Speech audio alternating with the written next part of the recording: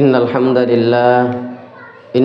لله نحمده ونستعينه ونستغفره ونعوذ بالله من شرور أنفسنا ومن سيئات أعمالنا من يهده الله فلا مضل له ومن يضلله فلا هادي له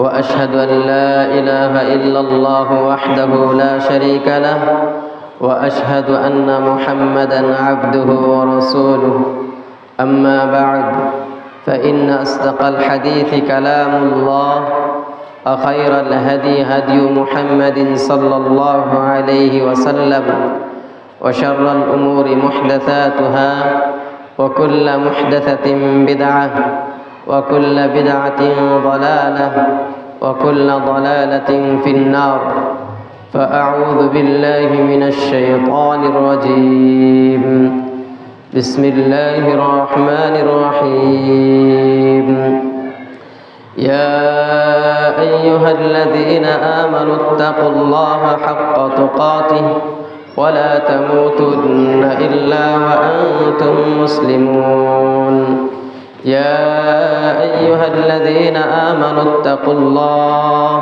وقولوا قولا سديدا وقال تعالى ولقد وصينا الذين أوتوا الكتاب من قبلكم وإياكم أن اتقوا الله وعن عائشة رضي الله عنها قالت كان النبي صلى الله عليه وسلم يقوم من الليل حتى تفطر قدماه فقلت لما تصنع هذا يا رسول الله قال أفلا أكون عبدا شكورا وعن علي بن أبي طالب رضي الله عنه عرف علي بن أبي طالب رضي الله عنه التقوى هي الخوف من الجليل والعمل بالتنزيل والقناعة بالقليل والاستعداد ليوم الرحيل সমস্ত প্রশংসা আল্লাহ সুবহানাহু ওয়া তাআলার জন্য, যিনি আমাদেরকে অনেক মানুষদের থেকে বাছাই করে চয়ন করে পছন্দ করে জুমার সালাত আদায় করার জন্য মসজিদে নিয়ে এসেছেন। সেজন্য আমরা আল্লাহ সুবহানাহু ওয়া তাআলার শুকরিয়া জ্ঞাপন করি। আলহামদুলিল্লাহ। সালাতু সালাম বর্ষিত হোক রাসূলুল্লাহ সাল্লাল্লাহু আলাইহি ওয়াসাল্লামের প্রতি, যিনি তাকওয়ার বাস্তব রূপকারী ছিলেন এবং সাহাবীরাও সেটা বাস্তবায়ন করেছেন। রাসূলুল্লাহ সাল্লাল্লাহু আলাইহি ওয়াসাল্লামের প্রতি সালাতু সালাম বর্ষিত হোক। আল্লাহুম্মা সাল্লি আলা মুহাম্মদ ওয়া আলা আলি মুহাম্মদ কামা সাল্লাইতা আলা ইব্রাহিম ওয়া আলা আলি ইব্রাহিম ইন্নাকা হামিদুম মাজিদ। প্রিয় উপস্থিতি, আল্লাহ সুবহানাহু ওয়া তাআলা কুরআনুল কারীমে বলেন, ইয়া আইয়ুহাল্লাযীনা আমানু কুতিবা আলাইকুমুস সিয়াম কামা কুতিবা আলাল্লাযীনা মিন ক্বাবলিকুম লাআল্লাকুম তাত্তাকুন।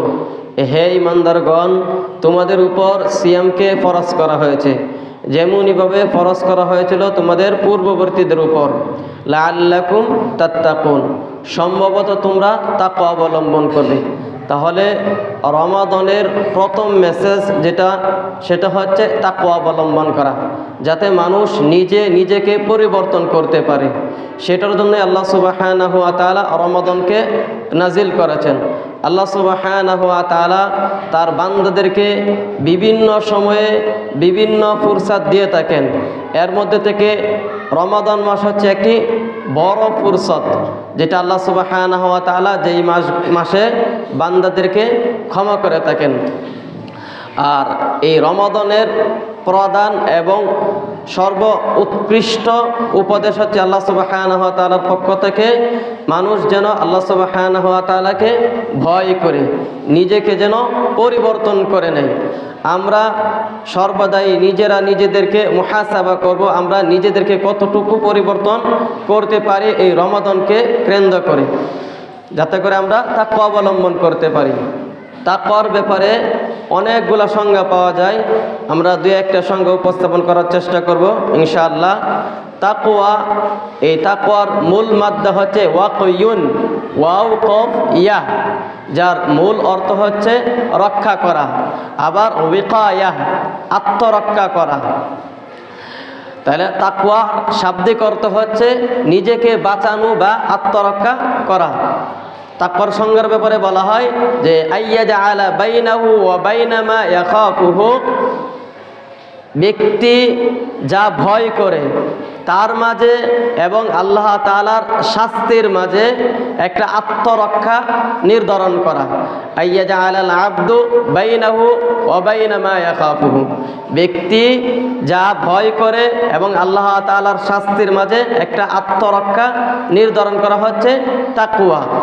আর আলী ইবনে আবি তালিব রাদিয়াল্লাহু আনহু তিনি তাকওয়ার সংজ্ঞা দিতে গিয়ে বলেন যে আত-তাকওয়া হিয়াল খাউফ মিনাল জালিল, তাকওয়া হচ্ছে অন্তরের অন্তঃস্থল থেকে আল্লাহ সুবহানাহু ওয়া তাআলাকে ভয় করা। আত-তাকওয়া হিয়াল খাউফ মিনাল জালিল ওয়াল আমালু বিত-তানজিল, এবং আল্লাহ তাআলার পক্ষ থেকে যে শরীয়ত নাজিল হয়েছে সেই শরীয়ত অনুযায়ী আমল করা। ওয়াল আমালু বিত-তানজিল ওয়াল কানাআতু বিল কালিল, এবং অল্পে তুষ্ট থাকা। ওয়াল ইস্তিআদাদু লিয়াউমির রাহিল, এবং পরকালের জন্য নিজেকে প্রস্তুত করে নেওয়া। তাহলে চারটা বিষয়ের সমন্বয়ে তাকওয়া হয়। এটা আলী ইবনে আবি তালিব রাদিয়াল্লাহু আনহুর সংজ্ঞার মধ্যে আমরা জানতে পাই। চারটা বিষয়ের সমন্বয় হচ্ছে তাকওয়া। এক নম্বর কি? অন্তরের অন্তঃস্থল থেকে আল্লাহ সুবহানাহু ওয়া তাআলাকে ভয় করা। দুই, আল্লাহ তাআলার পক্ষ থেকে যে শরীয়ত নাজিল হয়েছে সেই শরীয়ত অনুযায়ী আমল করা। তিন, অল্পে তুষ্ট থাকা।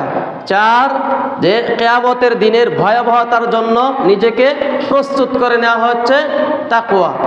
আর তাকওয়ার আমরা আরেকটা সংজ্ঞা জানতে পাই, প্রায় আমাদের সবারই জানা আছে, যেটা উমর ইবনে খাত্তাব রাদিয়াল্লাহু আনহু তিনি উবাই ইবনে কাব রাদিয়াল্লাহু আনহুকে তাকওয়ার ব্যাপারে জিজ্ঞাসা করা হয়। আর এই ঘটনাটা পাওয়া যায় তাফসীর ইবনে কাসিরে। তিনি ঘটনা বর্ণনা করেন যে ইন্না উমর ইবনে খাত্তাব রাদিয়াল্লাহু আনহু সাআলা উবাই ইবনে কাব রাদিয়াল্লাহু আনহু, নিশ্চয় উমর ইবনে খাত্তাব রাদিয়াল্লাহু আনহু উবাই ইবনে কাব রাদিয়াল্লাহু আনহুকে জিজ্ঞাসা করেন আনিত তাকওয়া, তাকওয়া সম্পর্কে। মানে উমর রাদিয়াল্লাহু আনহু উবাই ইবনে কাব রাদিয়াল্লাহু আনহুকে জিজ্ঞাসা করতেছেন তাকওয়া কাকে বলে। তখন উবাই ইবনে কাব রাদিয়াল্লাহু আনহু তিনি তাকে আবার প্রশ্ন করতেছেন, আমা সালাকতা তরিকান যা শাওকিন, এই উমর তুমি কি কখনো কাঁটাযুক্ত রাস্তা দিয়ে পথ চলো নাই? আমা সালাকতা তরিকান যা শাওকিন, তুমি কি কখনো কাঁটাযুক্ত রাস্তা দিয়ে পথ চলেছ? ক্বালা বালা, উমর ইবনে খাত্তাব রাদিয়াল্লাহু আনহু বলেন, হ্যাঁ আমি পথ চলেছি, কাঁটাযুক্ত রাস্তা দিয়ে পথ চলেছি। তখন উবাই ইবনে কাব রাদিয়াল্লাহু আনহু তিনি আবার বললেন যে ফামা আমিলতা, তুমি এই পথ চলার ক্ষেত্রে তুমি কি করেছো, কিভাবে তুমি পথ চলেছ? তখন উমর রাদিয়াল্লাহু আনহু বলেন যে শাম্মারতু ওয়াজতাহাতু, আমি আমার নিজের পাকে গুটিয়ে নিয়েছি এবং কাপড়গুলোকেও আটুসাটু করে নিয়ে নিছি। অন্য রায়াতে রয়েছে ও উসাম্মিরু কাদামাইয়া, অন্য রায়াতে রয়েছে ও উসাম্মিরু কাদামাইয়া, আমি আমার দু পাকে একবারে আটুসাটু করে নিয়েছি এবং কাপড়গুলোকেও আটুসাটু করে নিয়েছি, একবারে চিপিয়ে নিয়েছি, যাতে করে আমার শরীরে কোনো ধরনের কাঁটা না বিদ্ধ হয়। তাহলে এর মধ্যে থেকে আমরা জানতে পাচ্ছি যে তাকওয়া মানে কি? বেঁচে থাকা। তাকওয়া অর্থ কি? বেঁচে থাকা। এরপর উবাই ইবনে কাব রাদিয়াল্লাহু আনহু বলেন ফাযালিকাত তাকওয়া, এটাই হচ্ছে তাকওয়া। তাহলে তাকওয়া প্রশ্ন উত্তরের মাধ্যমে আমরা জানতে পারলাম তাকওয়া কাকে বলা হয়। এরপরে তালক ইবনে হাবিব তিনি তাকওয়ার সংজ্ঞা দিতে গিয়ে বলেন যে আত-তাকওয়া, যে তাকওয়া হচ্ছে আনতা আমালা বিতাআতিল্লাহি আলা নূরিম মিনাল্লাহ তারজু সাওয়াবাল্লাহ। তাকওয়া হচ্ছে আনতা আমালা বিতাআতিল্লাহি আলা নূরিম মিনাল্লাহ, আল্লাহ তাআলার পক্ষ থেকে নূরের উপর থেকে আল্লাহ তাআলার আনুগত্যমূলক কাজ করা। ওয়া তারজু সাওয়াবাল্লাহ, এবং আল্লাহ তাআলার পক্ষ থেকে আল্লাহর প্রতিদানের আশা পোষণ করা হচ্ছে তাকওয়া। এরপর ওয়া আন তাতরুকা মাসিয়াতাল্লাহ আলা নূরিম মিনাল্লাহ তাখাফু ইকাবাল্লাহ, আর তাকওয়া বলা হয় যে তুমি আল্লাহ তাআলার নাফরমানিমূলক কাজ বর্জন করবে আল্লাহ তাআলার পক্ষ থেকে নূরের উপর থেকে, তাখাফু ইকাব আল্লাহ, এবং তুমি এই ভয়টাও করবে যে আল্লাহ তাআলার শাস্তির তুমি ভয় করবে। তাহলে এই জায়গায় আমরা আরো অন্য কিছু জানতে পারলাম, অর্থাৎ ভয় এবং আশা দুইটা বিষয় এর মধ্যে রয়েছে। আর ইবাদত কবুল হওয়ার জন্য কিছু শর্ত রয়েছে, এর মধ্যে থেকে ইবাদত যখন আমরা করব তখন আমাদের ভয়ও থাকতে হবে এবং আশাও থাকতে হবে যে হয়তো আল্লাহ ইবাদতটা কবুল করতেও পারেন এবং নাও করতে পারেন। এই জন্য তো আমরা যে ওমর ইবনে খাত্তাব রাদিয়াল্লাহু আনহুর ব্যাপারে একটা বিষয়বস্তু জানতে পাই। তিনি একদিন বলতেছেন, যদি আল্লাহ সুবহানাহু ওয়া তাআলা কোনো ব্যক্তিকে জান্নাতে দিয়ে থাকেন আর সবাইকেই জাহান্নামে দেন, তাহলে আমি হব সেই ব্যক্তি যে জান্নাতি হব। এটা তার আশা রাখতেন। আবার তিনি এটাও বলতেন, যদি আল্লাহ সুবহানাহু ওয়া তাআলা মানুষদেরকে জাহান্নামে দিয়ে থাকেন তাহলে আমি সেই ব্যক্তি হব, হয়তো আমি জাহান্নামে চলে যাব। সাহাবীদের ভয়টা কেমন ছিল তাকওয়ার ব্যাপারে, সাহাবীরা আল্লাহ সুবহানাহু ওয়া তাআলাকে কেমন ভাবে ভয় করতেন। প্রিয় উপস্থিতি, এ হচ্ছে তাকওয়ার সংজ্ঞা। তাকওয়া কাকে বলে সেটা আমরা জানতে পারলাম। এখন তাকওয়ার বিধান কি? ইসলামী শরীয়তে তাকওয়ার বিধান হচ্ছে তাকওয়া অবলম্বন করা ওয়াজিব, আবশ্যক। ইবনে তাইমিয়া রাহিমাহুল্লাহ তিনি তাকওয়ার ব্যাপারে বলেছেন যে তাকওয়া অর্জন করা আবশ্যক। এটা প্রত্যেকটা মুসলিম এবং প্রত্যেকটা মুসলিমাত সবার উপরেই তাকওয়া অবলম্বন করা ওয়াজিব। এমনটি আল্লাহ সুবহানাহু ওয়া তাআলা সমস্ত নবীদেরকে এই তাকওয়ার ব্যাপারে ওসিয়ত করেছেন। আল্লাহ তাআলা বলেন, ওয়ালাকাদ ওয়াসাইনাল্লাযীনা উতুল কিতাবা মিন ক্বাবলিকুম ওয়া ইয়্যাকুম আনিত্তাকুল্লাহ, আর অবশ্যই আমি ওসিয়ত করেছি যাদেরকে কিতাব দেওয়া হয়েছে। ওয়ালাকাদ ওয়াসাইনাল্লাযীনা উতুল কিতাবা মিন ক্বাবলিকুম, তোমাদের পূর্বে যাদেরকে কিতাব দেওয়া হয়েছে আমি তাদের সকলকেই ওসিয়ত করেছি। ওয়া ইয়্যাকুম, এবং তোমাদেরকেও, অর্থাৎ এই উম্মতে মুহাম্মাদেরকেও বলেছেন তোমাদেরকেও আমি ওসিয়ত করেছি কি, আনিত্তাকুল্লাহ, তোমরা আল্লাহ তাআলাকে ভয় করো, তোমরা আল্লাহ তাআলাকে ভয় করো। তাহলে তাকওয়া অবলম্বন করা এটা প্রত্যেকটা মুসলিম এবং প্রত্যেকটা মুসলিমাতের জন্য আবশ্যক হচ্ছে আল্লাহ সুবহানাহু ওয়া তাআলাকে যথাযথভাবে ভয় করা। প্রিয় উপস্থিতি, আর এটা আমাদের নবী মুহাম্মদ সাল্লাল্লাহু আলাইহি সাল্লামের ওসিয়ত ছিল যে উম্মতকে তাকওয়ার ব্যাপারে উপদেশ দেওয়া। একবার আল্লাহ নবী সাল্লাল্লাহু আলাইহি ওয়াসাল্লাম মুআজ বিন জাবাল রাদিয়াল্লাহু আনহুকে যখন ইয়ামানে প্রেরণ করেন তখন তিনি তাকে বললেন, ইত্তাকিল্লাহা হাইতুমা কুনত ওয়া আতবি'is সাইয়্যাতাল হাসানা ওয়া খালিকিন নাসা বিখুলুকিন হাসানিন। আল্লাহ নবী সাল্লাল্লাহু আলাইহি ওয়াসাল্লাম মুআজ বিন জাবাল রাদিয়াল্লাহু আনহুকে যখন ইয়ামানে প্রেরণ করেন তখন তিনি বললেন, হে মুআজ, ইত্তাকিল্লাহ, তুমি আল্লাহকে ভয় করো, হাইতুমা কুনত, তুমি যেখানেই থাকো না কেন আল্লাহ সুবহানাহু ওয়া তাআলাকে তুমি ভয় করো। আর তোমার মাধ্যমে যদি কোনো ভুল সংগঠিত হয়ে যায়, যদি তুমি কোনো ভুল করে ফেলো, ওয়া আতবি'is সাইয়্যাতাল হাসানা, ভুল হয়ে গেলে সাথে সাথে আবার কি করো, ভালো কাজ করে দাও, তামহুহা, তাহলে কি হবে, এই ভুলটা তোমার মিটিয়ে দেবে। ভালো কাজ কি করে, ভুলকে মিটিয়ে দেয়। যেমনটি আমরা কুরআনুল কারীমের অন্য আয়াতে জানতে পাই, ইন্নাল হাসানাত ইযহিবিনাস সাইয়্যাত, নিশ্চয়ই ভালো কাজগুলো পাপ কাজগুলোকে মিটিয়ে দেয়। তাহলে আল্লাহ নবী সাল্লাল্লাহু আলাইহি ওয়াসাল্লাম মুআজ বিন জাবাল রাদিয়াল্লাহু আনহুকে এই তাকওয়ার উপদেশ দিলেন এবং বললেন, যদি কোনো ভুল হয়ে যায় সাথে সাথে আবার ভালো কাজ করো। এরপর ওয়াখালিকিন নাসা বিখুলুকিন হাসানিন, এবং তুমি মানুষের সাথে উত্তম আচরণ করো। কাকে বললেন? মুআজ বিন জাবাল রাদিয়াল্লাহু আনহুকে ইয়ামানে যখন প্রেরণ করেন। আর আল্লাহ নবী সাল্লাল্লাহু আলাইহি ওয়াসাল্লাম মুআজ বিন জাবাল রাদিয়াল্লাহু আনহুকে কখন ইয়ামানে প্রেরণ করেন? যখন তিনি তার মধ্যে জ্ঞানের গভীরতা চলে আসছিল, তখন আল্লাহ নবী সাল্লাল্লাহু আলাইহি ওয়াসাল্লাম মুআজ বিন জাবাল রাদিয়াল্লাহু আনহুকে দায়ী হিসাবে, মুআল্লিম হিসাবে ইয়ামানে প্রেরণ করেছেন। একজন বিশাল বিখ্যাত সাহাবী, তাকে আল্লাহ নবী সাল্লাল্লাহু আলাইহি ওয়াসাল্লাম তাকওয়ার ব্যাপারে ওসিয়ত করতেছেন। তাহলে আমরা তাকওয়া থেকে মুক্ত নই যে আমরা আমাদের নিজেদেরকে পরস্পরে তাকওয়ার ব্যাপারে ওসিয়ত করব, এ থেকে কিন্তু আমরা মুক্ত নয়। যেমনটি মুআজ বিন জাবাল রাদিয়াল্লাহু আনহু মুক্ত হতে পারেননি, তাকেও আল্লাহ নবী সাল্লাল্লাহু আলাইহি সাল্লাম তাকওয়ার ব্যাপারে ওসিয়ত করেছেন। তাহলে আমাদেরও পরস্পরকে তাকওয়ার ব্যাপারে ওসিয়ত করতে হবে। আরেকটি হাদিস পাওয়া যায়, একই ধরনের হাদিস। আল্লাহ নবী সাল্লাল্লাহু আলাইহি সাল্লাম মুআজ বিন জাবালকে যখন ইয়ামানে প্রেরণ করেন, তখন তিনি বললেন, ইয়া মুআজ, যে ইত্তাকি দাওয়াতাল মাজলুম, হে মুআজ, তুমি মজলুমের ফরিয়াদকে তুমি ভয় করো। এই যে এই জায়গায় আল্লাহ নবী সাল্লাল্লাহু আলাইহি সাল্লাম মুআজ বিন জাবাল রাদিয়াল্লাহু আনহুকে তাকওয়ার ব্যাপারে ওসিয়ত করতেন, যে অন্যের উপর যেন জুলুম না হয়ে যায়, কারো প্রতি যেন জুলুম না করো, সেই ব্যাপারে তুমি সাবধানতা অবলম্বন করবে। ইত্তাকি দাওয়াতাল মাজলুম ফাইন্নাহা লাইসা বাইনাহা ওয়া বাইনাল্লাহি হিজাবুন, কেননা এই মাজলুমের ফরিয়াদ এবং আল্লাহ তাআলার মাঝে কোনো পর্দা থাকে না, আড়াল থাকে না। অর্থাৎ আমি এটা বোঝাতে চাচ্ছি যে মজলুম ব্যক্তি যখন দোয়া করে, তখন আল্লাহ সুবহানাহু ওয়া তাআলা তার দোয়াকে কবুল করে নেন। আর আল্লাহ নবী সাল্লাল্লাহু আলাইহি সাল্লামের হাদিসে রয়েছে, তিন শ্রেণীর মানুষের দোয়া আল্লাহ তাআলা ফিরিয়ে দেন না। এর মধ্যে থেকে এক শ্রেণীর মানুষ হচ্ছে মাজলুমের দোয়া আল্লাহ তাআলা ফিরিয়ে দেন না, পিতা মাতার দোয়া আল্লাহ সুবহানাহু ওয়া তাআলা ফিরিয়ে দেন না। অতএব পিতা মাতাদের প্রতি উপদেশ হচ্ছে, কেউ যদি কোনো সন্তানের প্রতি রাগ হয়ে বদ্ধ করতে চায়, সে যেন বদ্ধ না করে, বরঞ্চ সে কি করবে, সে যেন তার জন্য কল্যাণকর দোয়া করে। কেননা একজন ইমামকে পাওয়া যায় যে ছোটবেলা অনেক দুষ্ট ছিল, তখন মা তার প্রতি রাগ হয়ে বলে দিলেন যে আল্লাহ তাআলা তোমাকে কাবার ইমাম বানিয়ে দেন, আল্লাহ তাআলা তোমাকে কাবাগরের ইমাম বানিয়ে দেন। তখন সেই মার দোয়াটা আল্লাহ তাআলা কবুল করে নিলেন। না, রাগের মাথায় দোয়া করেছেন, কিন্তু আল্লাহ সুবহানাহু ওয়া তাআলা এটা কবুল করে নিয়েছেন।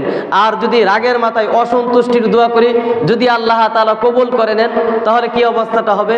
নিজেরই পস্তাতে হবে, পরবর্তীতে নিজেই অনুতপ্ত হব, কেন দোয়া করলাম। এরকম অহরহর ঘটনা ঘটেছে যে মা সন্তানের প্রতি রাগান্বিত হয়ে বদ্ধ করে দিয়েছে, আল্লাহ যেন তাকে বাসের নিচে হত্যা করে, বাসের নিচে পড়ে যেন সে মরে যায়, সে যেন এইভাবে এরকমভাবে ধ্বংস হয়ে যায়। ঠিক আল্লাহ সুবহানাহু ওয়া তাআলা কবুল করে নিয়েছেন। অতএব প্রিয় উপস্থিতি, যদি কারো ব্যাপারে দোয়া করতে বদদোয়া করতে হয়, সে যেন এই বদদোয়াটাকে ভালোভাবে দোয়া করে, ভালো কল্যাণের জন্য দোয়া করে বেরি। তাহলে আল্লাহ নবী সাল্লাল্লাহু আলাইহি সাল্লাম মুআজ বিন জাবাল রাদিয়াল্লাহু আনহুকে মাজলুমের ফরিয়াদ থেকে ভয় করার প্রতি ওসিয়ত করেছেন। তাহলে এটা দ্বারা আমরা জানতে পারি যে তাকওয়ার বিষয়বস্তু, পরস্পরকে তাকওয়ার ব্যাপারে ওসিয়ত করবে।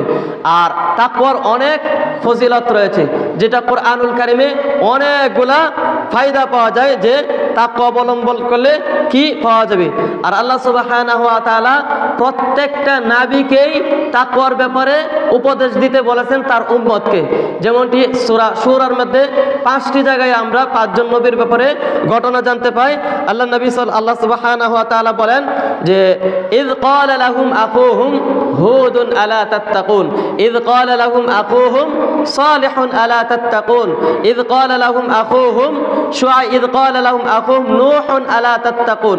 যে আল্লাহ সুবহানাহু ওয়া তাআলা বলেন যে সবাই তাদের কওমকে তাকওয়ার ব্যাপারে বলেছেন। ইয ক্বালা লাহুম আখুহুম হুদুন আলা তাত্তাকুন, স্মরণ করো যখন যে হুদ তাদের নিকট, ইয ক্বালা লাহুম আখুহুম, স্মরণ করো যখন তাদের ভাই হুদ তার জাতিকে বললেন আলা তাত্তাকুন, তোমরা কি তাকওয়া অবলম্বন করবে না। ঠিক অনুরূপভাবে সালেহ আলাইহিস সালাম বলেন, নূহ আলাইহিস সালাম বলেন, এরপরে শুআইব আলাইহিস সালাম বলেন ইয ক্বালা লাহুম শুআইবুন আলা তাত্তাকুন, স্মরণ করো যখন শুআইব তার জাতিকে বললেন তোমরা কি তাকওয়া অবলম্বন করবে না। এরপরে ইলিয়াস আলাইহিস সালাতু ওয়াস সালামের ব্যাপারে সূরা সাফফাতের মধ্যে আল্লাহ তাআলা বলেন ওয়া ইন্না ইলিয়াসা লামিনাল মুরসালিন ইয ক্বালা লিকাওমিহি আলা তাত্তাকুন, আর নিশ্চয় ইলিয়াস আলাইহিস সালাতু ওয়াস সালাম ছিলেন মুরসালিনদের অন্তর্ভুক্ত, রাসূলদের অন্তর্ভুক্ত। তিনিও তার কওমকে বলেছেন আলা তাত্তাকুন, তোমরা কি তাকওয়া অবলম্বন করবে না। তাহলে আমরা এই আয়াতগুলো দ্বারা জানতে পারলাম যে তাকওয়া অবলম্বন করা আবশ্যক, তাকওয়া অবলম্বন করা আবশ্যক। এবং আল্লাহ নবী সাল্লাল্লাহু আলাইহি সাল্লামের হাদিস দ্বারা আমরা জানতে পারলাম তাকওয়া অবলম্বন করা আবশ্যক। এখন আমরা জেনে নেই তাকওয়ার কি কি ফজিলত রয়েছে, তাকওয়া অবলম্বন করলে আমরা কি লাভ করব, এবং কেউ যদি তাকওয়া অবলম্বন না করে তার ক্ষতিটা কি। আল্লাহ নবী সাল্লাল্লাহু আলাইহি সাল্লাম থেকে একটি বর্ণনা পাওয়া যায়, সুইলা, আল্লাহ নবী সাল্লাল্লাহু আলাইহি সাল্লামকে জিজ্ঞাসা করা হয় যে মা ইউকসিরুন নাসান নার, মানুষকে সবচাইতে বেশি জাহান্নামে কিসে নিয়ে যায়? তখন আল্লাহ নবী সাল্লাল্লাহু আলাইহি সাল্লাম বলেন যে আল ফাম ওয়াল ফারজ, এটা হচ্ছে মুখ আর হচ্ছে লজ্জাস্থান। এই দুইটা জিনিস মানুষকে সবচাইতে বেশি জাহান্নামে নিয়ে যায়। আল্লাহ নবী সাল্লাল্লাহু আলাইহি সাল্লামের আরেকটি হাদিস রয়েছে যে আল্লাহ নবী সাল্লাল্লাহু আলাইহি সাল্লাম বলেন মাইয়াদমানুলি মা বাইনা লিহইয়াহি ওয়া ফি রিওয়ায়াতিন মাইয়াদমানুলি মা বাইনা লাহইয়াহি আযমানু লাহুল জান্নাহ, যে ব্যক্তি আমাকে দুইটি জিনিসের জামানতদার দিতে পারবে আমি তার জন্য জান্নাতের জামানতদার হব। কি দুইটা জিনিস? কি দুই চোয়ালের মাঝে যেটা রয়েছে অর্থাৎ জবান এবং দুই রানের মাঝে যেটা রয়েছে সেটার কেউ যদি জামানতদার দিতে পারে, আল্লাহ নবী সাল্লাল্লাহু আলাইহি সাল্লাম বলেন যে আমি তার জন্য জান্নাতের জিম্মাদার হয়ে যাব। তাহলে এই দুইটা বিষয় খুব গুরুত্বপূর্ণ। আল্লাহ নবী সাল্লাল্লাহু আলাইহি সাল্লাম বললেন যে মানুষকে সবচাইতে বেশি জাহান্নামে নিয়ে যায় এই মুখ এবং লজ্জাস্থান। মুখ এবং লজ্জাস্থান থেকে আমাদের বিরত থাকতে হবে। এই দুইটার অপরাধ খুব বড় ধরনের অপরাধ হয়ে থাকে। এই দুইটার যদি আলোচনা করতে যায় আরো অনেক বিষয়বস্তু চলে আসবে এই জায়গায়। এরপরে আল্লাহ নবী সাল্লাল্লাহু আলাইহি সাল্লামকে আরো জিজ্ঞাসা করা হয় যে ওয়াসুইলা আন আকতারিমা, যে ইউদখিলুন নাসাল জান্নাতা, মানুষকে সবচাইতে বেশি কিসে জান্নাতে নিয়ে যায়? আল্লাহ নবী সাল্লাল্লাহু আলাইহি সাল্লাম বললেন যে হুসনুল খুলুক ওয়া তাকওয়াল্লাহ, তাকওয়াল্লাহি ওয়া হুসনুল খুলুক, আল্লাহ তাআলাকে ভয় করা এবং উত্তম চরিত্র। তাহলে উত্তম চরিত্র অবলম্বন করা এবং আল্লাহ তাআলাকে ভয় করা, এই দুইটা জিনিস মানুষকে সবচাইতে বেশি জান্নাতে নিয়ে যায়। আর তাকওয়া ছাড়া কোনো ব্যক্তি জান্নাতে যেতে পারবে না। আল্লাহ সুবহানাহু ওয়া তাআলা বলেন ইয়াউমা লা ইয়ানফাউ মালু ওয়ালা বানুন ইল্লা মান আতাল্লাহা বিকলবিন সালিম ওয়া উযলিফাতিল জান্নাতু লিল মুত্তাকিন। মুত্তাকিদের জন্যই আল্লাহ তাআলা এই জান্নাতকে সুসজ্জিত করেছেন। মুত্তাকিদের জন্যই আল্লাহ সুবহানাহু ওয়া তাআলা এই জান্নাতকে নিকটবর্তী করে রেখেছেন। আর মুত্তাকি ছাড়া অন্য কোনো ব্যক্তির ধন এবং সম্পদ তাদের কোনো উপকারে আসবে না, যেমনটি আল্লাহ তাআলা কুরআনুল কারীমে বলেন। এরপরে আল্লাহ নবী সাল্লাল্লাহু আলাইহি ওয়াসাল্লাম থেকে আরো অনেকগুলা হাদিস পাওয়া যায় এই তাকওয়া অবলম্বন করতে এই ব্যাপারে।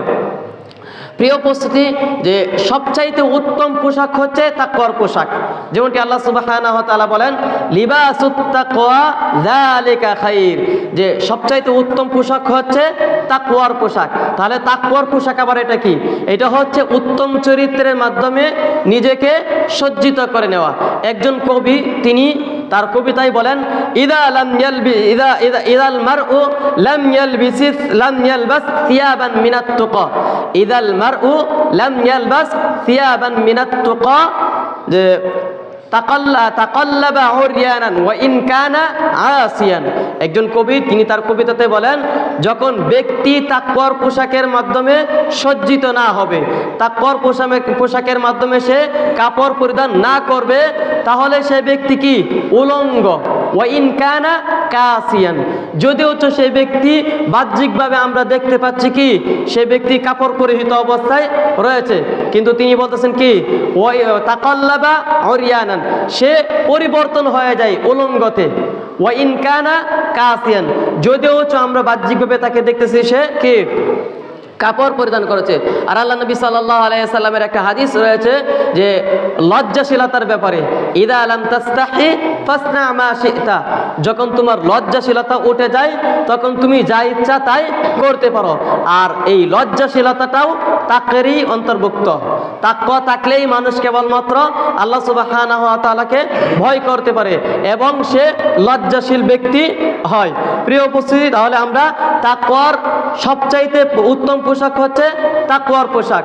আর আল্লাহ সুবহানাহু ওয়া তাআলা তাকওয়া অবলম্বন করার ব্যাপারে আরো আদেশ করেন ওয়াতাযাওয়াদু ফাইন্না খায়রাজ যাদিত তাকওয়া ওয়াত্তাকুনি ইয়া উলিল আলবাব। হে ঈমানদারগণ, তোমরা ওয়াতাযাওয়াদু, তোমরা পাথেয় গ্রহণ করো, ওয়াতাযাওয়াদু, তোমরা পাথেয় অবলম্বন করো, ফাইন্না খায়রাজ যাদিত তাকওয়া, কেননা উত্তম পাথেয় হচ্ছে তাকওয়া। উত্তম পাথেয় হচ্ছে কি? তাকওয়া। তাহলে তাকওয়া অবলম্বন করতে হবে। এখন আমরা কিছু বিষয়বস্তু জানি যে আম্বিয়া আলাইহিস সালাতু ওয়াস সালাম বা নবী আলাইহিস সালাতু ওয়াস সালাম কিভাবে তাকওয়া অবলম্বন করেছেন। তাকে আল্লাহ সুবহানাহু ওয়া তাআলা তার পূর্বের এবং পরের সমস্ত গুনাহ ক্ষমা করে দেওয়ার পরেও আল্লাহ নবী সাল্লাল্লাহু আলাইহি ওয়াসাল্লাম কিভাবে তাকওয়া অবলম্বন করতেন। আয়েশা রাদিয়াল্লাহু আনহা থেকে বর্ণিত, তিনি বলেন, কানান নবিয়্যু সাল্লাল্লাহু আলাইহি ওয়াসাল্লাম ইয়াকুমু মিনাল লাইলি হাত্তা তাফাত্তারা কদামাহু। আয়েশা রাদিয়াল্লাহু আনহা থেকে বর্ণিত, আল্লাহ নবী সাল্লাল্লাহু আলাইহি ওয়াসাল্লাম রাতে কিয়াম করতেন, হাত্তা তাফাত্তারা কদামাহু, এমনকি আল্লাহ নবী সাল্লাল্লাহু আলাইহি ওয়াসাল্লামের দুই পা মুবারক ফুলে যেত। তার মানে এই সালাতের দীর্ঘতাটা কেমন ছিল? অনেক দীর্ঘ ছিল, যার কারণে তার পা মুবারকগুলো ফুলে যেত। হাত্তা তাফাত্তারা কদামাহু। আয়েশা রাদিয়াল্লাহু আনহা বলেন, ফাকুলতু লিমা তাসনাউ হাদা ইয়া রাসূলুল্লাহ, আল্লাহ নবী আপনি এরকম কাজ কেন করেন? আল্লাহ তো ক্বাদ গুফিরা লাকা মা তাকাদ্দামা মিন যামবিকা, অথচ আল্লাহ সুবহানাহু ওয়া তাআলা আপনার পূর্বের এবং পরের সমস্ত গুনাহকে ক্ষমা করে দিয়েছেন, তারপরেও আপনি এত ইবাদত বন্দেগী করেন কেন? আল্লাহ নবী সাল্লাল্লাহু আলাইহি সাল্লামের উত্তর কি ছিল? আফালা আকুনা আবদান শাকুরা, আমি কি আল্লাহ তাআলার কৃতজ্ঞ বান্দা হব না? আমি কি আল্লাহ সুবহানাহু ওয়া তাআলার কৃতজ্ঞ বান্দা হব না? প্রিয় উপস্থিতি, এই হাদিসটা দ্বারা, এই হাদিসের মর্মত যদি আমরা অনুভব করতে যাই, তাহলে অনেক বিষয়বস্তু আমাদের ইবাদতের সাথে আল্লাহ নবীর ইবাদত আমরা মিলিয়ে দেখি, আমাদের ইবাদতের সাথে সাহাবীদের ইবাদত মিলিয়ে দেখি। আমরা রমাদান পেয়েছি, সাহাবীরা রমাদান পেয়েছে, আল্লাহ নবী সাল্লাল্লাহু আলাইহি সাল্লাম রমাদান পেয়েছে। তারা কিভাবে রমাদানগুলা অতিবাহিত করতেন আর আমরা কিভাবে অতিবাহিত করি, আমাদের জীবনের সাথে অনেক ডিফারেন্স। আমরা শুধু হাদিস পড়ি আর হাদিস মানি না, আমাদের হাদিসটা শুধু শোনার মধ্যেই থেকে যায়, মানার মধ্যে আসে না। আর এই সমস্ত ব্যক্তিদেরকে আল্লাহ সুবহানাহু ওয়া তাআলা নিন্দা করেন। আল্লাহ সুবহানাহু ওয়া তাআলা এই সমস্ত ব্যক্তিদেরকে ইহুদিদের সাথে সাদৃশ্যতা অবলম্বন করেছেন। এমনকি একজন কবি এরকম কথা বলেছেন, যে ব্যক্তি ইলম অর্জন করলো, ইলম অর্জন করার পর ইলম অনুযায়ী যদি সে আমল না করে, তাহলে তাকে অগ্নি পূজক বা মূর্তি পূজকদের পূর্বে তাদেরকে শাস্তি দেওয়া হবে। খুব কঠিন কথা কিন্তু এগুলা। আমরা শুধু হাদিস পড়ি, হাদিসের আমল বাস্তবায়নের ক্ষেত্রে আমরা কোনো চেষ্টাই করি না, আমাদের মধ্যে চেষ্টাই নাই। আমরা একটু চেষ্টা তো করতে হবে। আল্লাহ নবী সাল্লাল্লাহু আলাইহি সাল্লামের আমল কেমন ছিল রমাদানে, সাহাবীদের আমল কেমন ছিল, এর 3 ভাগের 1 ভাগও আমরা করতে পারি না। তাও আমাদের মধ্যে হতাশার শেষ নাই, অনেক কষ্ট হয়ে যায়। এইটা যেন না হয়ে যায় আমাদের মধ্যে। প্রিয় উপস্থিতি, হয়তো কথাটা একটু কঠিন হয়ে গিয়েছে, ক্ষমা দৃষ্টিতে দেখবেন। তবে আমাদের বিষয়বস্তু হচ্ছে কি, সমন্বয় করা। আল্লাহ নবী সাল্লাল্লাহু আলাইহি সাল্লাম কিভাবে ইবাদত করতেন, সাহাবীরা কিভাবে ইবাদত করতেন, তাবেঈরা কিভাবে ইবাদত করতেন, এবং এই রমাদানকে কেন্দ্র করে তাদের প্রস্তুতিটা কেমন ছিল, সেটা আমাদের সমন্বয় করা উচিত। সেটার সাথে আমরা যদিও ওদের মতো আমরা পারবো না, সাহাবীদের মতো আমরা পারবো না, তবে আমরা তো চেষ্টা করতে পারি। হয়তো আল্লাহ চেষ্টার বদলে ক্ষমা করে দিতে পারেন। অল্প সময়, তো মাত্র অল্প কয়েকদিন। আল্লাহ তাআলা বলেন, ইয়া আইয়ুহাল্লাযীনা আমানু কুতিবা আলাইকুমুস সিয়াম কামা কুতিবা আলাল্লাযীনা মিন ক্বাবলিকুম লাআল্লাকুম তাত্তাকুন আইয়ামাম মা'দুদাত। এই অল্প কয়েকদিন, মাত্র 1 মাস, 11 মাসেই নাই, মাত্র অল্প কয়েকদিন আমাদের কিয়ামুল লাইল। এই আল্লাহ নবী সাল্লাল্লাহু আলাইহি সাল্লামের আরো কঠিন কঠিন হাদিস রয়েছে। আল্লাহ নবী সাল্লাল্লাহু আলাইহি সাল্লাম বলেন, যে ব্যক্তি রমাদান মাস পেল কিন্তু নিজের গুনাহ খাতাকে ক্ষমা করে নিতে পারলো না, সেই ব্যক্তি ধ্বংস হয়ে যাক। খুব কঠিন বাণী কিন্তু আল্লাহ নবী সাল্লাল্লাহু আলাইহি সাল্লামের বদদোয়া। আমরা তো চেষ্টা করতে পারি, আল্লাহ সুবহানাহু ওয়া তাআলা আমাদেরকে তৌফিক দান করুন। এরপর আল্লাহ নবী সাল্লাল্লাহু আলাইহি সাল্লামের আরো তাকওয়া দেখি আমরা, যে শুবহাত কাজগুলো, সন্দেহযুক্ত কাজগুলোকে আল্লাহ নবী সাল্লাল্লাহু আলাইহি সাল্লাম কিভাবে এড়িয়ে চলতেন। আল্লাহ নবী সাল্লাল্লাহু আলাইহি ওয়াসাল্লামের উপর এবং তার আহলে বাইতদের উপর সাদাকার মাল খাওয়া হারাম, তাদের উপর সদকা খাওয়া বৈধ নয়। আল্লাহ নবী সাল্লাল্লাহু আলাইহি ওয়াসাল্লাম বলেন, আবু হুরায়রা রাদিয়াল্লাহু আনহু থেকে বর্ণিত, নিশ্চয়ই নবী সাল্লাল্লাহু আলাইহি ওয়াসাল্লাম বলেন, ইন্নী লা আনকালিবু ইলা আহলি, অবশ্যই আমি আমার পরিবার নিকট ফিরে যাই। তারপর ফাজিদুত তামরাতা সাকিতাতান আলা ফিরাশি, অতঃপর আমি বাড়িতে গিয়ে আমার বিছানার উপর একটা খেজুর পড়া অবস্থায় দেখতে পাই। আমরা অনেক সময় বাড়িতে যাই, বাসায় যাই, খাটের উপর বিভিন্ন রকম খাবার দেখতে পাই প্রায় সময়। আল্লাহ নবী সাল্লাল্লাহু আলাইহি সাল্লাম ওরকম ভাবে একটি খেজুর দেখতে পেলেন তার বিছানার উপর পড়ে রয়েছে। এরপরে আল্লাহ নবী সাল্লাল্লাহু আলাইহি সাল্লাম বলতেছেন যে ফাআরফাউহা লিআকুলাহা, অতঃপর আমি এই খেজুরটা খাওয়ার জন্য উঠালাম, কিন্তু সুম্মা আখশা আন তাকুনা মিনাস সাদাকাতি, অতঃপর আমি আশঙ্কাও করলাম এইটা হয়তো কি সাদকার খেজুর হয়ে যাবে। তারপরে কি করলেন আল্লাহ নবী? ফাউলকিহা, আল্লাহ নবী সাল্লাল্লাহু আলাইহি সাল্লাম বলেন অতঃপর আমি এটাকে রেখে দিলাম। তাহলে আল্লাহ নবী সাল্লাল্লাহু আলাইহি সাল্লামের উপর যে সাদকার জিনিস খাওয়া হারাম, এটা তো ঘরের জিনিসও থাকতে পারে, আল্লাহ নবী তো ওইটাও মনে করতে পারতেন, কিন্তু আল্লাহ নবী সাল্লাল্লাহু আলাইহি সাল্লাম স্পষ্ট না হয়ে তিনি এটাকে আর ধরলেন না, এটাকে আর খেলেন না। এমনকি আল্লাহ নবী সাল্লাল্লাহু আলাইহি সাল্লামের নাতি হাসান অথবা হুসাইন, এদের দুজনের মধ্যে থেকে একজন একটি খেজুর পেল, খেজুর পেয়ে মুখে দিয়ে দিল, দেওয়ার পর আল্লাহ, আর এই খেজুরটা ছিল সাদকার খেজুর। আল্লাহ নবী সাল্লাল্লাহু আলাইহি সাল্লাম যখন দেখতে পেলেন তার নাতিরা এটা খাচ্ছে, খেজুর খাচ্ছে, তখন আল্লাহ নবী সাল্লাল্লাহু আলাইহি সাল্লাম বলেন যে এটা বের করে দাও, মুখের ভিতরে দিয়ে দিছিল, তারপরেও আল্লাহ নবী সাল্লাল্লাহু আলাইহি সাল্লাম বের করে ফেলে দিতে বললেন, কারণ এটা হচ্ছে সাদকা খাওয়া হারাম তাদের জন্য। তাহলে দেখেন আল্লাহ নবী সাল্লাল্লাহু আলাইহি সাল্লামের তাকওয়াটা কেমন ছিল, হারাম কাজ থেকে বিরত থাকার ব্যাপারে আল্লাহ নবী সাল্লাল্লাহু আলাইহি সাল্লামের তাকওয়া কেমন ছিল, আর আমাদের তাকওয়াটা কেমন, এটার সাথে আমরা একটু সমন্বয় করি। আমরা তো বলি কি, আরে যা হয়ে গেছে তো হয়ে গেছে, যা হয়ে গেছে তা হয়ে গেছে। অনুরূপভাবে আরো কিছু সাহাবীদের ঘটনা আমরা বর্ণনা করতে পারি। আবু বকর রাদিয়াল্লাহু আনহুর একজন ছোট্ট একটি খাদেম ছিল, তিনি অনেক আগে থেকে আবু বকর রাদিয়াল্লাহু আনহুর খেদমত করতেন, আর আবু বকর রাদিয়াল্লাহু আনহুর খাজনা এগুলা তিনি তুলতেন মানুষের কাছ থেকে।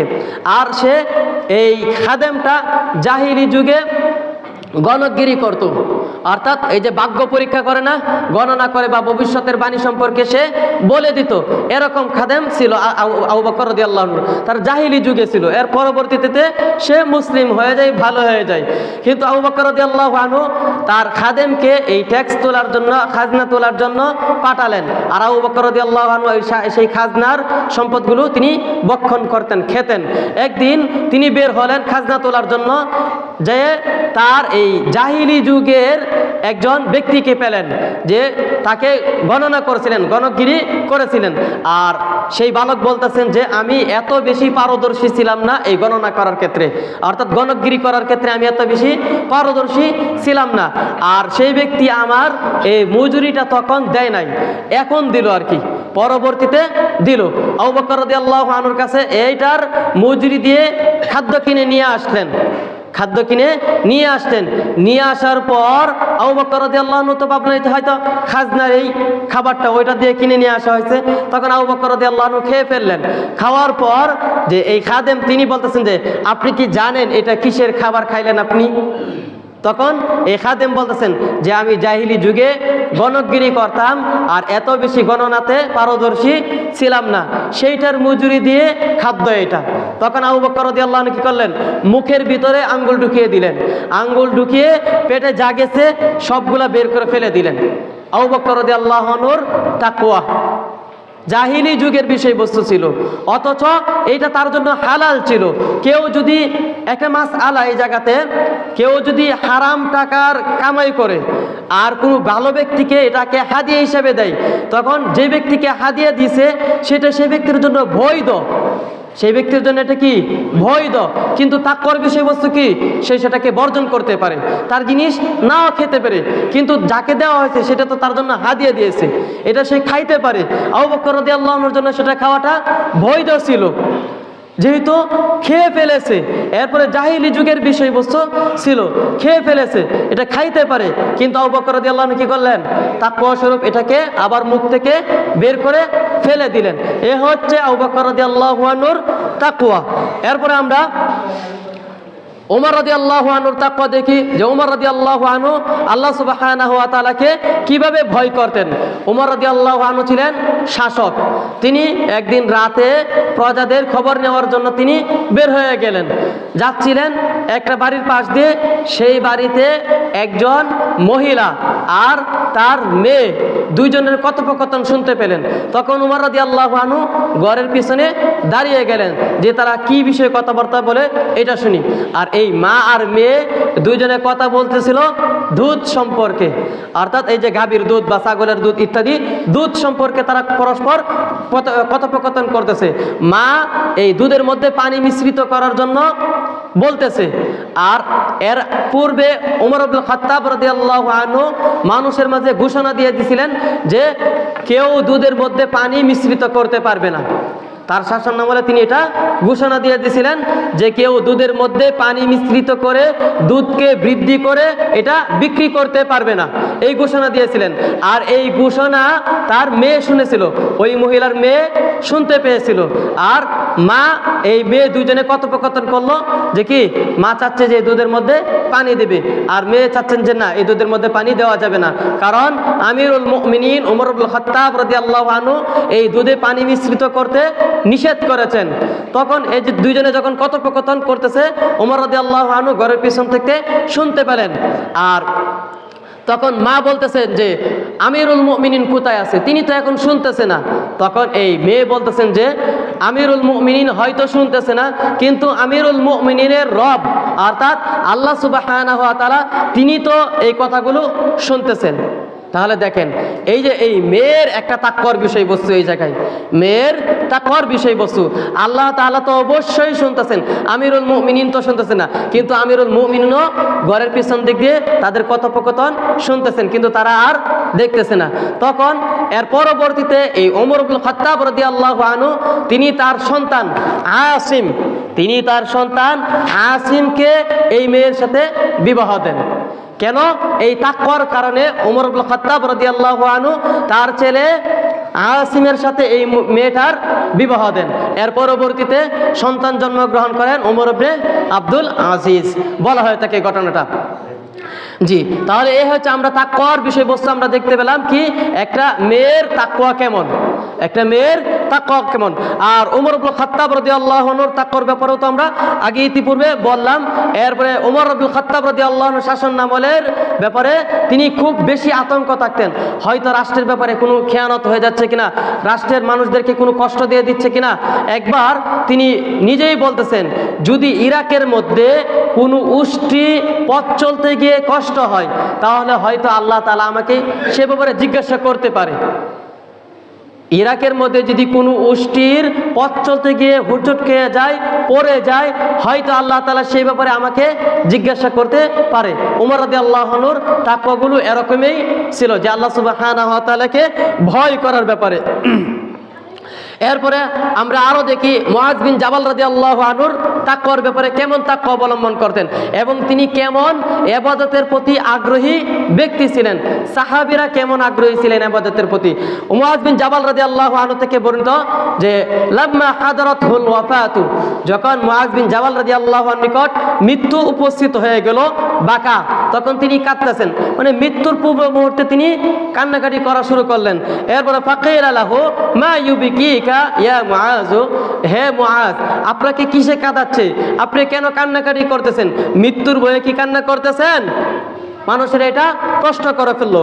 তখন তিনি বললেন যে মা আবেকি জাযাআন মিনাল মাউতি, না আমি মৃত্যুর ভয়ে কান্না করতেছি না, বরঞ্চ আমি কান্না করতেছি ওয়ালাকিন আবেকা আলা দামা আল হাওয়াজির, বরঞ্চ আমি কান্না করতেছি যে প্রচণ্ড গরমের দিনে সিয়াম রাখার ব্যাপারে, এই জন্য আমি কান্না করছি। ওয়া কিয়ামাল লাইল, এবং রাতে যাতে কিয়ামুল লাইল করতে পারবো না যে এই জন্য আমি কান্না করতেছি। ওয়া মুযাহামাতাল উলামাই বির রুকবি, এবং উলামাদের মজলিসে হাঁটু গেড়ে যে বসে ইলম অর্জন করা, সেটা থেকে আমি হয়তো বিরত হয়ে যাব, সেটা হয়তো আমার জন্য আর সম্ভব হবে না, এই জন্য আমি মূলত কান্নাকারি করতেছি। তাহলে দেখেন মুআজ বিন জাবাল রাদিয়াল্লাহু আনহুর ইবাদত না করতে পেয়ে তিনি কান্নাকাটি, আলেম ওলামাদের মজলিসে ইলম অর্জন করতে এই সুযোগ পাবে না বলে তিনি কান্নাকাটি করলেন। আর আমাদের তাকওয়াটা কেমন?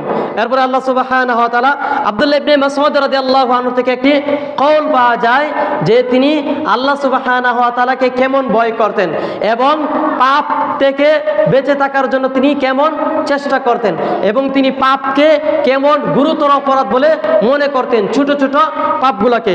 আব্দুল্লাহ ইবনে মাসউদ রাদিয়াল্লাহু আনহু থেকে বর্ণিত, ওয়া কানা ইয়াকুল, আর তিনি বলতেন, আল মুমিনু ইয়ারা দুনুবাহু, মুমিন ব্যক্তি সে তার পাপকে মনে করে কান্নাহু কাঈদুন তাহতা জাবালিন, সে মনে করে যে সে একটি পাহাড়ের নিচে বসে রয়েছে, আনতাকা আলাইহি, যে সেই পাহাড়টা তার উপর কি হয়ে যাবে, পতিত হয়ে যাবে, এরকম ভাবে ভয় করতেন।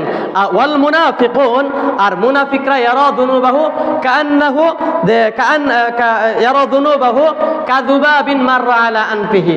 আর আব্দুল্লাহ ইবনে মাসউদ রাদিয়াল্লাহু আনহু বলেন যে মুনাফিকরা পাপকে মনে করে যেন তার নাকের ডগাতে একটা মাছি বসেছে, মাছি বসার পর আবার চলে গিয়েছে, এরকম তুচ্ছ মনে করে মুনাফিকরা পাপকে, এবং কাফেররা পাপকে এরকম তুচ্ছ মনে করে। কিন্তু মুমিনের বিষয়বস্তু কেমন, পাপ বর্জন করার জন্য সে সর্বদাই চেষ্টা করবে, এমনকি যদি ছোট ছোট পাপ হয়ে যায় তাহলে সে মনে করবে এই পাপটা যেন বিশাল বড় একটি পাহাড়, এরকম মনে করা উচিত। এরপর আনাস রাদিয়াল্লাহু আনহুর আমরা আরেকটা বিষয়বস্তু জানতে পাই, সাহাবীরা যে যখন মদের বিষয়বস্তু অবতীর্ণ হয়, মদের কিন্তু তিনটা ধারাবাহিকতায় মদ হারাম হয়।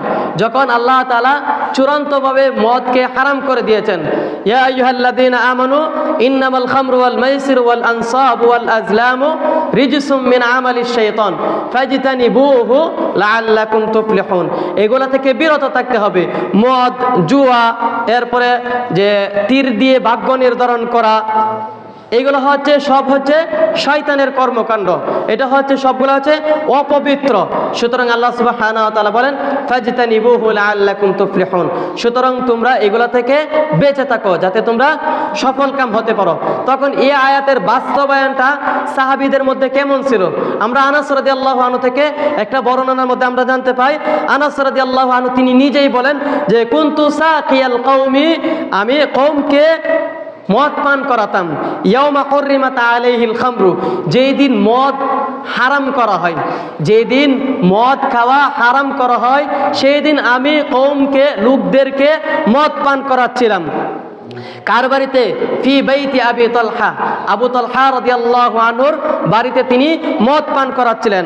ওমা শারাবুহুম ইল্লাল ফাদিখ, আর সেই দিন বা সেই সময়ে তাদের এই পানীয় ছিল কেবলমাত্র ফাদিখ। ফাদিখ নামক একটা মদ, এটা একটা মদের নাম, আর যেটা খেজুর দিয়ে তৈরি করা হয়, তার মানে খেজুর দিয়েও কি হয়, মদ হয়। এই মদ তাদেরকে পান করাচ্ছিলেন। আর আরবের কালচারেই ছিল তখন কি, এই যে মানুষদেরকে কোনো কিছু পান করা, খাওয়ার পর এই পানীয় পান করা, অর্থাৎ মদ পান করা। আর আনাস রাদিয়াল্লাহু আনহু বলেন আমি সেই দিন মানুষদেরকে এভাবে মদ পান করাচ্ছিলাম, মদ পরিবেশন করছিলাম।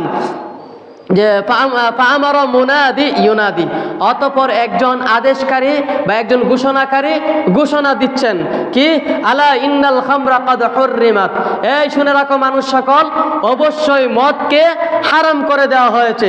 ফাকাল আবু তালহা, এরপর আবু তালহা রাদিয়াল্লাহু আনহু, এবং আবু তালহা রাদিয়াল্লাহু আনহুর মধ্যে বাস্তবতা আমরা দেখতে পাচ্ছি, যখন এই মদকে হারাম করা হয়েছে তখন আবু তালহা রাদিয়াল্লাহু আনহু তিনি বলতেছেন যে ইয়া আনাস কুম ফাহরিক, হ্যাঁ হে আনাস তুমি দাঁড়াও, তুমি এই মদকে ঢেলে ফেলে দাও। তখন তিনি বলতেন যে ফাআহরাকতুহা, আমি এই মদকে ফেলে দিলাম।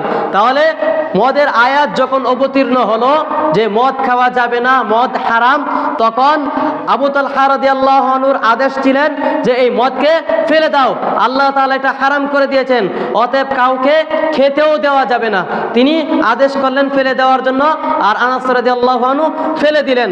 এরপর বলতেছে যে ফাজাররাত সিকাকুল ফি সিকাকিল মাদিনাতি, অতঃপর এই মদ এই মদিনার রাস্তাতে, মদিনার গলিতে গলিতে মদের বন্যা বয়ে গেছে। মদ যেমন ঢালার পর এই যে পানি যেরকম ভাবে প্রবাহিত হতে থাকে, তিনি বলতেছেন ফাজাররাত, অতঃপর মদ এইভাবে প্রবাহিত হতে লাগলো, মানে মদের বন্যা বসে গেল। দেখেন কত পরিমাণ মদ ফালানো হয়েছে, কত টাকার সম্পদ ফালানো হয়ে গিয়েছে। আমরা হলে কি করতাম, আরে শেষমেশ একটু বুক করে নি, কিন্তু সাহাবীদের মধ্যে কি যখনই শুনতে পেলেন যে মদ হারাম করে দেওয়া হয়েছে, তখনই আবু তালহা রাদিয়াল্লাহু আনহু আদেশ করলেন মদ ফেলে দেওয়ার জন্য। আনাস রাদিয়াল্লাহু আনহু মদ ফেলে দিলেন। এ হচ্ছে সাহাবীদের তাকওয়া আর আমাদের তাকওয়া। একটু সমন্বয় করে আমরা দেখি।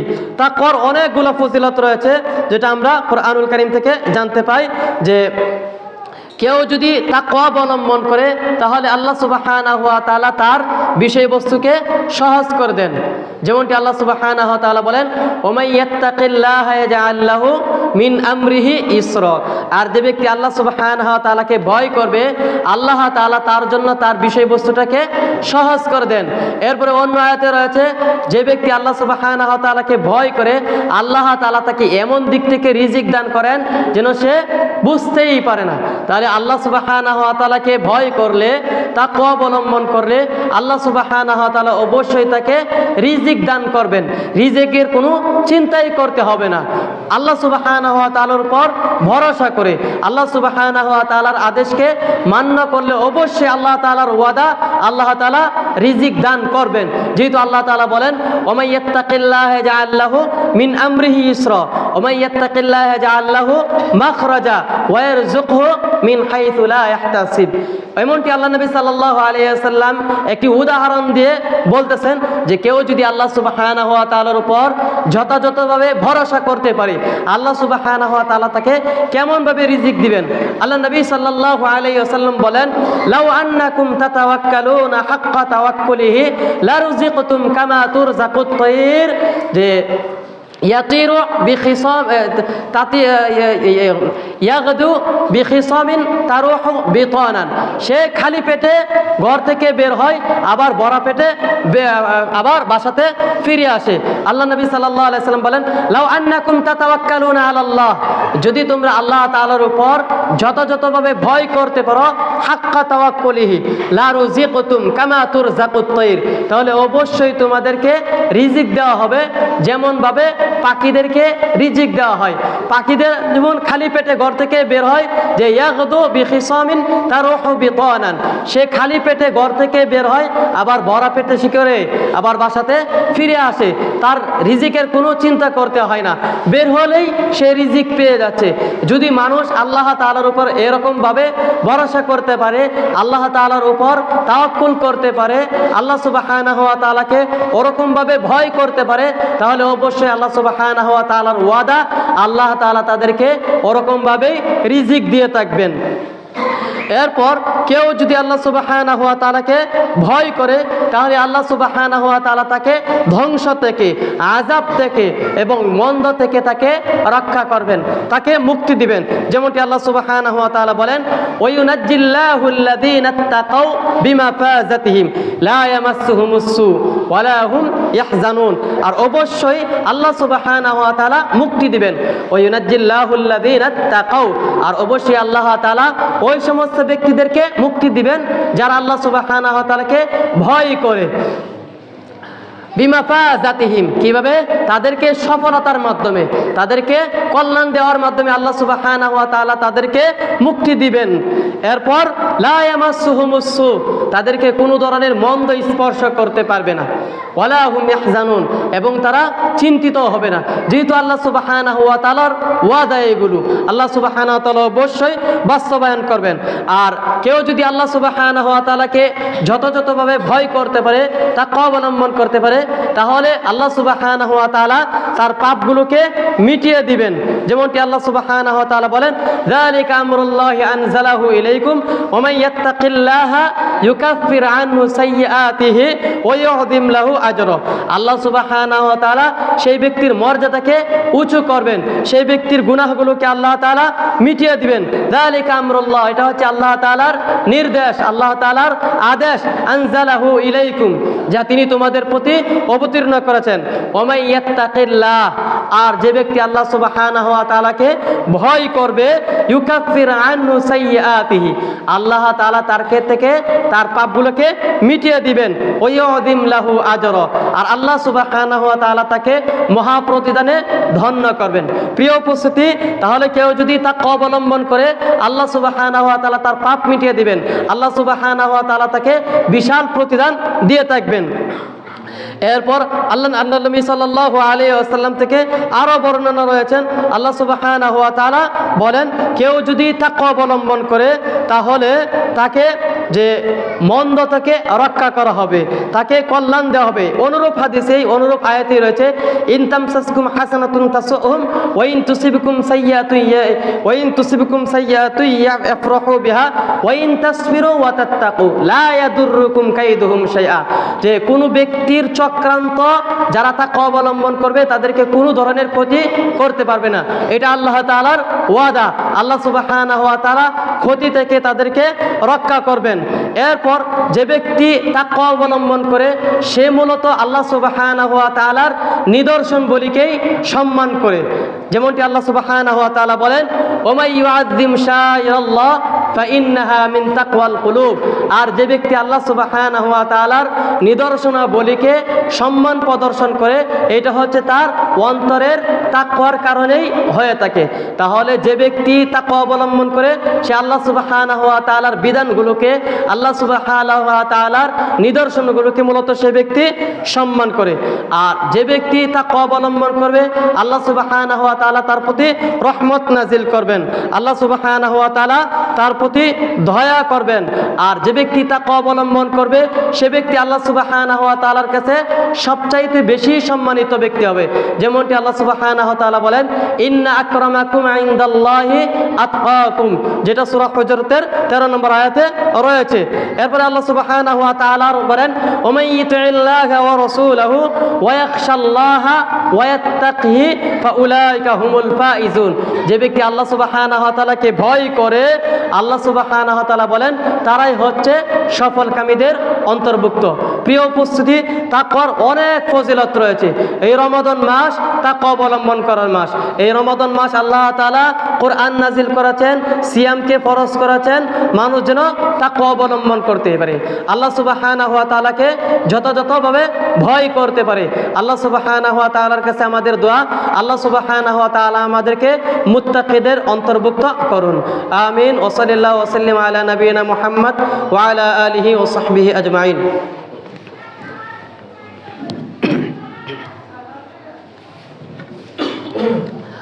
الحمد لله الذي أكرمنا بأشرف الأمة وجعل لنا الدين سهلة بيضاء بالكتاب والسنة، والصلاة والسلام على خير خلقه نبي الرحمة الذي أدى الأمانة وبلغ الرسالة ونصح الأمة وعلى آله وصحبه أجمعين।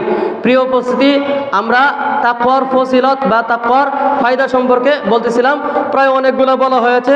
এরপরে আল্লাহ সুবহানাহু ওয়া তাআলা আরো বলেন যে ইন্নামা ইয়াতাকাব্বারুল্লাহু মিনাল মুত্তাকিন। আল্লাহ তাআলা আমল কবুল করে থাকেন কেবলমাত্র মুত্তাকিদের থেকেই, সৎ আমল কবুল করে থাকেন মুত্তাকিদের থেকেই। যেমনটি আমরা একটা আয়াত পাই যে হাবিল আদম আলাইহিস সালামের 2 সন্তানের ঘটনার ব্যাপারে শেষে নিয়ে আসছে কি ইন্নামা ইয়াতাকাব্বারুল্লাহু মিনাল মুত্তাকিন।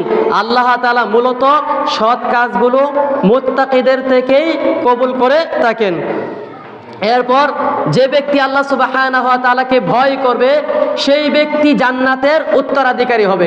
আল্লাহ তাআলা বলেন, তিলকাল জান্নাতুল্লাতী নূরিতু মিন ইবাদিনা মান কানা তাকিয়্যা। ওই জান্নাত, যে জান্নাতের উত্তরাধিকারী করব আমি তাদেরকেই যারা কেবলমাত্র তাকওয়াবান, যারা কেবলমাত্র আল্লাহ সুবহানাহু ওয়া তাআলাকে ভয় করে। প্রিয় উপস্থিতি, রমাদান মাস প্রতিযোগিতার মাস, রমাদান মাস ক্ষমার মাস, রমাদান মাস আল্লাহর রহমত পাওয়ার মাস। আল্লাহ সুবহানাহু ওয়া তাআলা বলেন, ওয়াসারিউ ইলা মাগফিরাতিম মির রাব্বিকুম ওয়া জান্নাতিন আরদুহাস সামাওয়াতু ওয়াল আরদ উইদ্দাত লিল মুত্তাকিন। এই মাসে আমাদের প্রতিযোগিতা করা উচিত।